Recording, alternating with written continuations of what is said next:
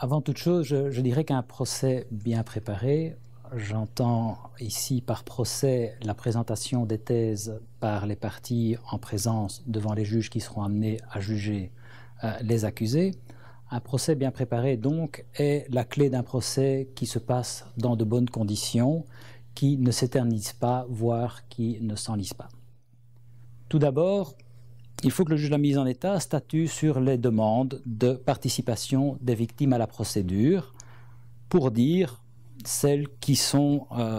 remplissent les conditions prévues par le règlement pour être autorisées à participer à la procédure. Ensuite, il faut s'assurer que le procureur ait transmis à la défense et aux victimes participant à la procédure toutes les pièces qu'il entend produire au procès devant la chambre de première instance, ainsi que la liste de tous les témoins qu'il entend appeler à la barre. Il faut également que le procureur transmette à la défense les pièces qui sont à décharge dont il disposerait, c'est-à-dire celles qui sont susceptibles d'être utilisées pour démontrer l'innocence des accusés.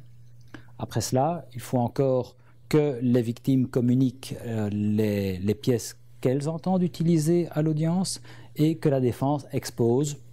en termes généraux, la nature de la défense de l'accusé. Le juge de la mise en état doit coordonner ces échanges et préparer un plan de travail qui contient les obligations des parties et des victimes dans cette phase préparatoire de la procédure. Enfin, le juge de la mise en état devra préparer un dossier complet à transmettre à la chambre de première instance. Il doit notamment contenir toutes les pièces pertinentes pour l'affaire, ainsi que les éléments de preuve, mais également un rapport détaillé fait par le juge de la mise en état qui contient les arguments des parties, les points litigieux et ceux qui ne le sont pas, ainsi que toutes les informations utiles pour que les juges de la chambre de première instance puissent statuer.